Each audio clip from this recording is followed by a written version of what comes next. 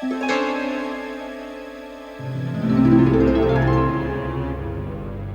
Iron Maiden.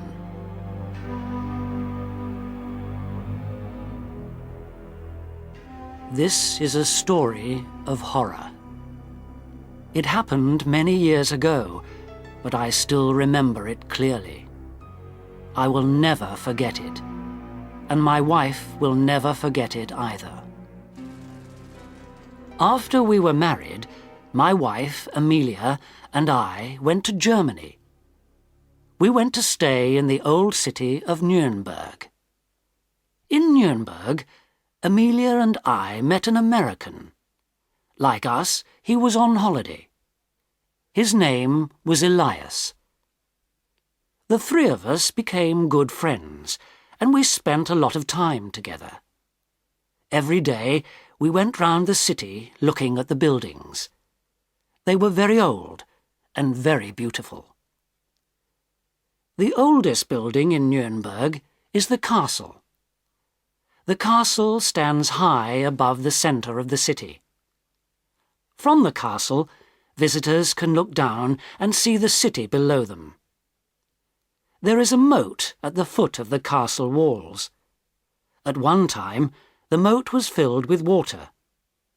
The moat kept the people in the castle safe from their enemies.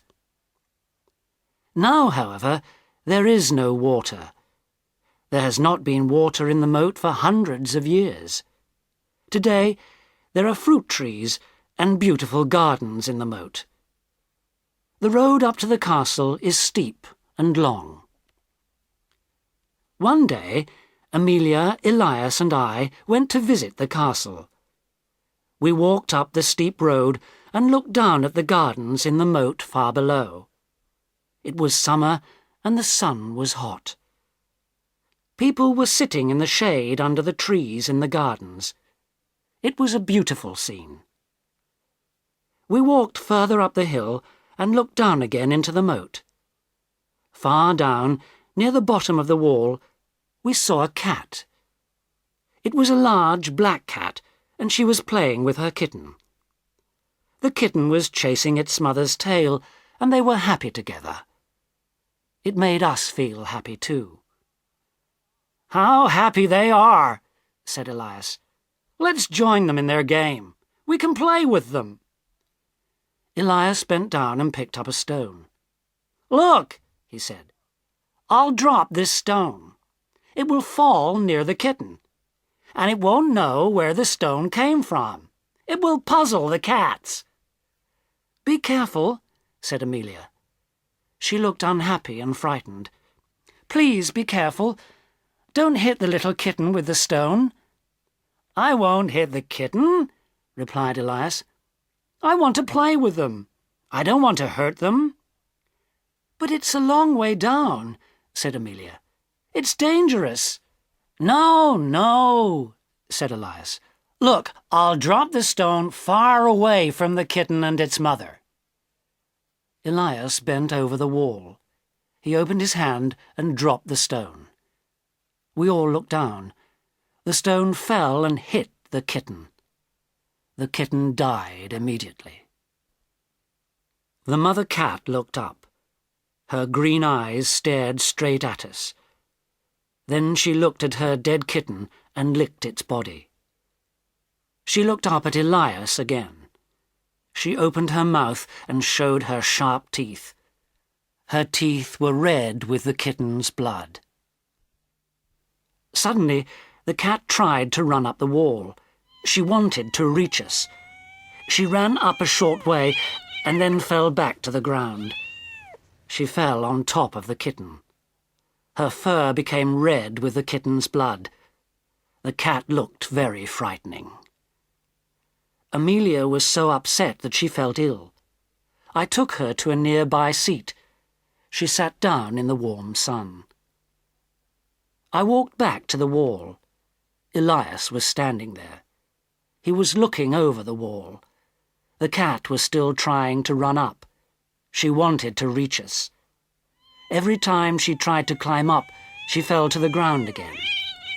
She looked more horrible every time. "The poor cat is going mad," said Elias. "It was an accident. I'm sorry I dropped that stone. I only wanted to play with the cats. I didn't want to kill the pretty little kitten." Amelia felt better after a few moments. She walked back to us. We all looked over the wall again. The cat looked up at us. She saw Elias and tried to run up the wall once more. "Oh, the poor cat!" cried out Amelia. "She's so angry. She wants to get near you, Elias, and kill you." Elias laughed when Amelia said this. He was a brave man. He was not afraid of a cat. A cat could not hurt him. The cat heard Elias laugh. Immediately she stopped looking at us and went to sit down beside her dead kitten. She began again to lick the blood from its body. We left that part of the wall and walked on towards the castle. From time to time we stopped and looked down over the wall. Every time we looked down, we saw the cat looking at us. She was following us. She was walking round the bottom of the wall. At first she was holding her dead kitten in her mouth.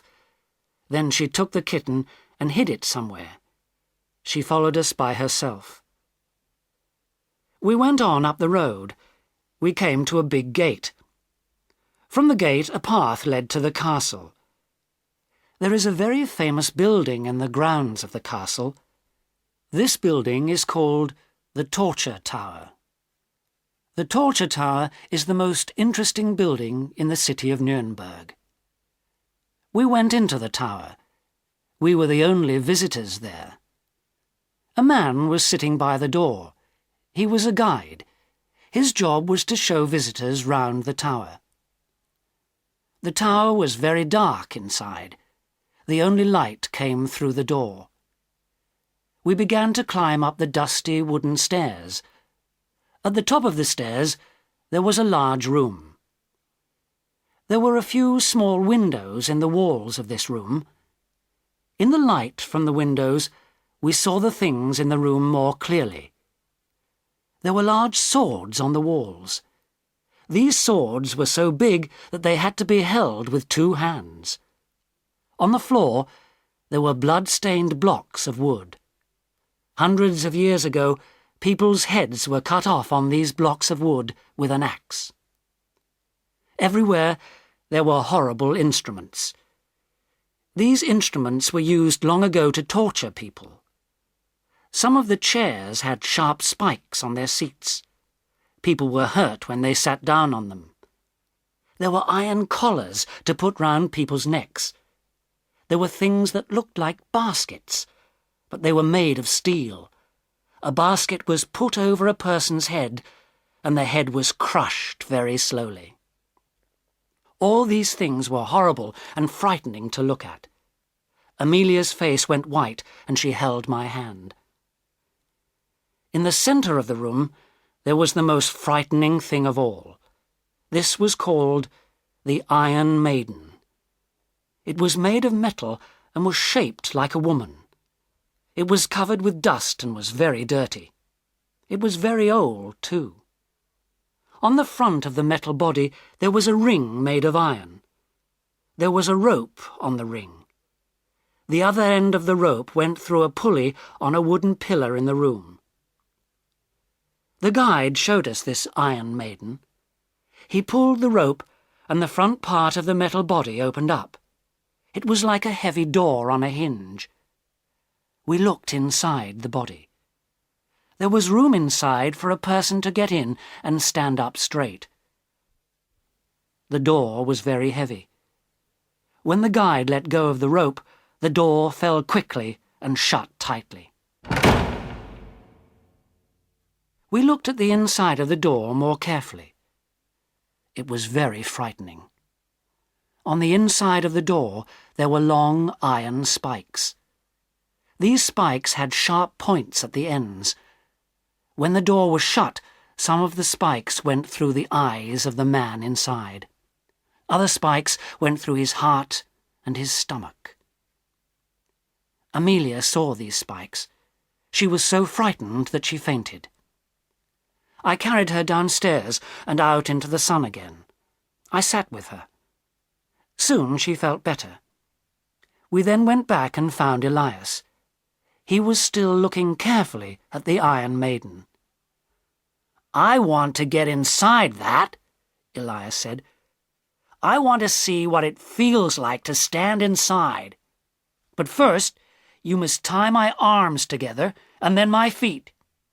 Elias spoke with great excitement. "We must find some rope," he said to us. Elias spoke to the guide. "Bring me some rope." The guide did not answer. He did not move. He only shook his head. Elias took some money from his pocket. He offered it to the guide. "Here, take this money," Elias said to him. "And don't be afraid." The guide took the money. Then he found a piece of rope. He came back and tied the rope round Elias's hands. Then Elias said, "Wait a moment. Don't tie my feet together now. I'm a heavy man, and you won't be able to lift me into the Iron Maiden. I will get inside. Then you can tie my feet together when I am in." While he was talking to us, Elias got inside the Iron Maiden. It was just big enough. There was no room left in it. Amelia looked frightened, but she said nothing.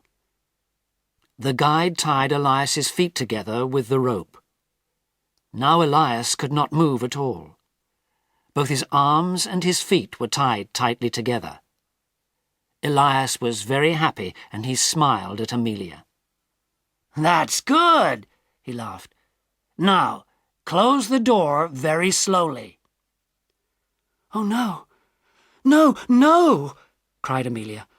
"I can't watch you, I can't!" Elias looked at Amelia and then at me. "Take Amelia outside," he said. "She's afraid. Take her for a walk." Amelia did not move. She held my arm tightly, and she trembled with fright.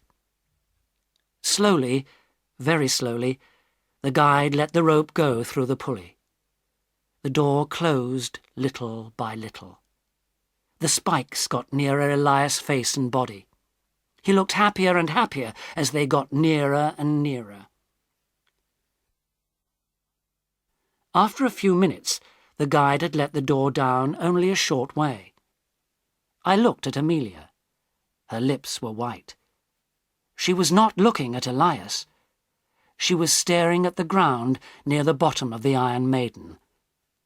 I looked too. The black cat was sitting there. The cat's eyes were shining. There was still blood on her fur. I cried out, "Look, there's the cat!" The cat stood up. She looked very fierce. Elias saw the cat and laughed. "Has the cat followed us here?" he laughed. "If she comes near me, kick her with your foot. I can't move." Just then, Amelia fainted. I put my arm round her shoulders to hold her up. At the same time, the black cat gave a loud cry. She jumped up quickly. She did not jump towards Elias. She jumped at the guide. She scratched his face with her long, sharp claws. Her claws went into the guide's eyes and down his cheeks. His cheeks were badly torn. The guide screamed. He jumped back and let go of the rope in his hands. The rope ran through the pulley.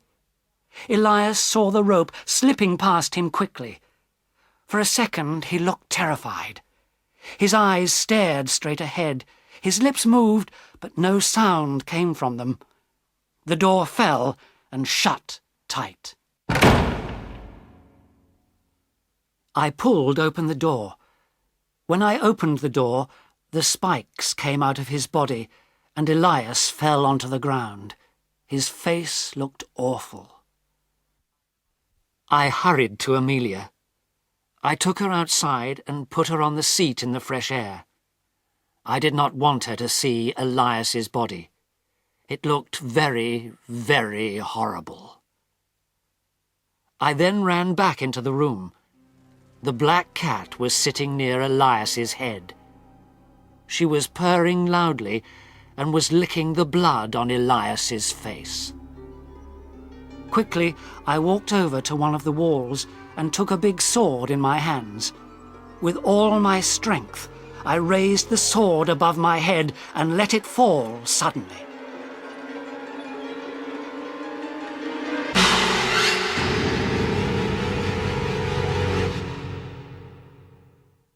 I was right to kill the cat. I am sure of that. No one can say that I was cruel.